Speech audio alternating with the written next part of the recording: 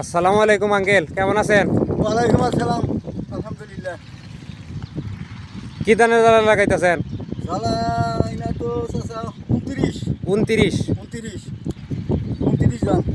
Line করে লাগাইতেছেন? Line ধরে লাগাইতেছি, line ছাড়াও গাড়ি আমি লাইন ধরে কাটতেছি যাতে আলো বাতাস ভালো মতো লাগে। এটা হাইব্রিড ধানের? হাইব্রিড অনেকে গাড়ে ফলন বেশি, কিন্তু ওটার দাম কম, ভাত খাওয়া তেমন সুবিধা না। মানে কত শতাংশ জমিতে? এটার জমি হয়েছে 28%। 28%। 28% জমি আছে। সার কি পরিমাণ লাগছে? 28 আর এখানে দিয়েছি সব মিলা 45 কেজি। 45 কেজি। 45 কেজি কি কি সার দিছেন? সার দিছি ফসফেট, পটাশ, জিপ। হ্যাঁ, আমি 3 প্যাকেট দিছি। জিঙ্ক, বোরন এগুলা দিছেন? না, ম্যাগনেসিয়াম সালফেট? দেই নাই, ওগুলো তো দেই না। ওটা পরে যদি বৃষ্টি খেতে দিলে কোনো প্রকার অসুবিধা হয় তখন আমরা বিষ প্রয়োগ করি ধানে বিভিন্ন ধরনের। জি জি, জিঙ্ক, বোরন, তারপরে ম্যাগনেসিয়াম সালফেট এগুলা দিলে ফলন বেশি হয়। যেমন পাখিতে 1 কেজি পরিমাণ ম্যাগনেসিয়াম সালফেট 2 কেজি তারপরে দিলে ফলন বেশি হয়। ফলন হতো ওটা আমরা অনেকেই দেয়, আমি দেই না আর কি। জি জি, লাইন করে গাড়তেছেন? লাইন করে গাড়লে সুবিধা কি কি পাওয়া যায়? কোন কিলোকের লাইনে? হ্যাঁ, লাইনে কি কি? লাইনে সুবিধা 1 নম্বরের জ্বালা কম লাগে, হ্যাঁ, নিরায় আগাছা সাপ করে আরাম, আলো বাতাস লাগে, ফলন বেশি, বিভিন্ন সুবিধা লাইনে। জি জি। আর রাখা হয়েছে লাইনে, দূরত্ব রাখা হয়েছে উত্তর আর দক্ষিণ দিকে। উত্তর আর দক্ষিণ দিকে উত্তর আর দক্ষিণে আলো বাতাস সাবাতে সূর্যের রাত তাপ এদিক থেকে করে এদিক করে হয়েছে উত্তর আর দক্ষিণ অনেক সব বাতাসের কারণে দিকটা করে। তাহলে ধানের জাত 29। ধানের জাত হলে 29। আমরা 29 লাগাই। 29 ধান আমি এখন বর্তমানে কাটারি। হ্যাঁ, কাঠারি সবচেয়ে উন্নত ধান বর্তমানে আমাদের দেশে, যেটা কাঠারি। এটা পাইজামায় পাবনার সাথে, পাইজাম পাবনার সাথে ফলনে কেমন হয়? মানে পাখিতে ফলনে কেমন হয়? 29 এটা 30% যদি ভালো ফলন হয়, সঠিকভাবে যদি কেউ সার বিষ এনে যদি খেতে যত্ন করে, তো ওরে থেকে 20 থেকে 22 মণ ধান হবে। 20 থেকে 22 মণ। 30%।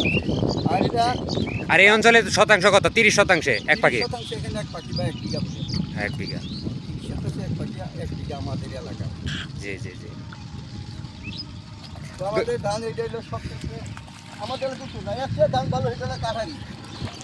ওটা ফলন কম, কিন্তু ওরা এটার চাইতেও ওরা অনেক উন্নত ধান। কিন্তু ইদানিং লক্ষ্য করা যায় 28 আর 29 ধানে আপনার রোগ ব্যাধি বেশি, রোগ বেশি। পোকার আক্রমণ, মানে কি ব্লাস্টের আক্রমণ, ছত্রাকজনিত সমস্যা।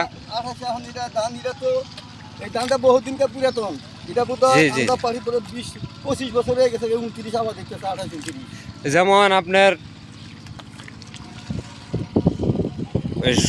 সরকারি বিআরডিসি মানে কি ধান গবেষণা ইনস্টিটিউট, এদের অনেক নতুন নতুন উন্নত জাত আছে, যেমন 108, 2, 3, 5 আছে, অনেকেই কাটতেছে। ওগুলো কিন্তু উন্নত উচ্চ ফলনশীল ধান। ওটা এখন আমরা জানি না, হাইব্রিড ওইটা ফলন বেশি, কিন্তু যারা কম আমাদের তারা 28-29 তারা নিজে খাওয়া, নিজে খাওয়ার জন্য। হ্যাঁ হ্যাঁ হ্যাঁ, বিক্রি করার জন্য হাইব্রিড লাগাবো।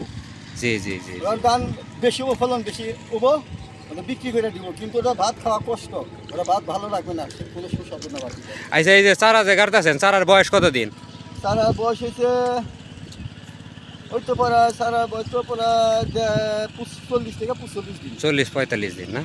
এটা কি শোধন করছিলেন মানে ছত্রাকনাশক দিয়া? না না না, এইটা এমনি, এমনি।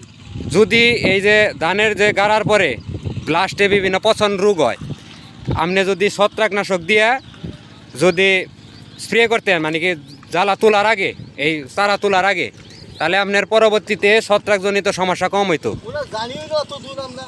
আর যেমন করি। বায়ারের নাটিবো একটা ওষুধ আছে, এটা দিয়ে করলে পরবর্তীতে আপনার ছত্রাকজনিত সমস্যা কম হইতো।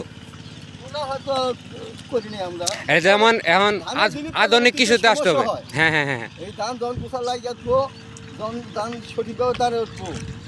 যদি কোনো সমস্যা হয় তখন আমরা বিভিন্ন রাসায়নিক ব্যবস্থা গ্রহণ করি। এই কীটনাশক ওইখান থেকে না বিভিন্ন ব্যবস্থা গ্রহণ করি, তখন আমার ধান ঠিক হয়ে যায়। জি জি জি জি।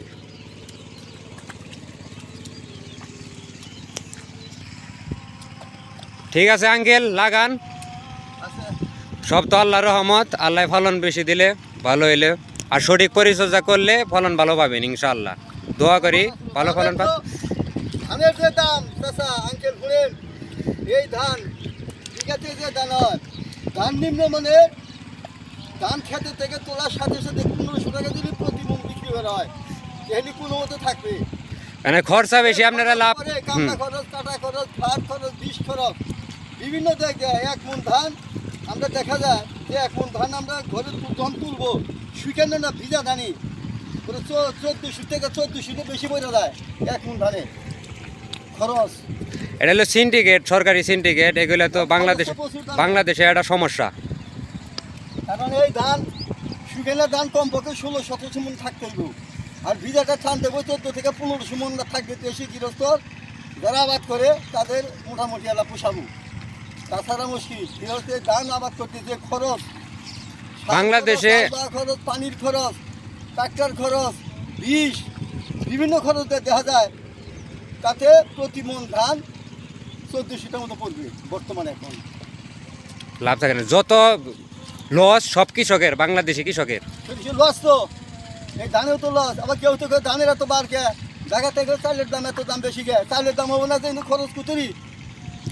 ধানের দাম, চালের দাম কমপক্ষে 70 থেকে 80 টাকা কেজি ধান লাগবে। ধান থাকে মানে নিম্ন মানে 1500 উপরে 2000।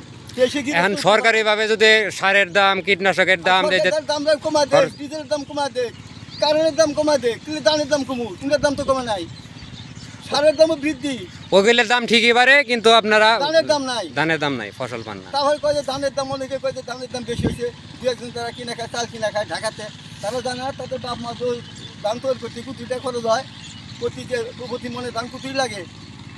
প্রত্যেকটা গৃহস্থই কব প্রতি মন ধারে 1400 টাকা খরচ আছে, 1400 বেশি আছে খরচ। কিন্তু কমপক্ষে ধান বেচতে গেলে 1500 টাকা বেতন লাগবে, আর শুকনাটা বেতন লাগবে 17,000 2000। আচ্ছা, আমি এই যে জায়গাটা আছি শস্য, এই উপজেলা জামালপুর জেলা 4 নং ইউনিয়ন কুরালি পটল গ্রাম।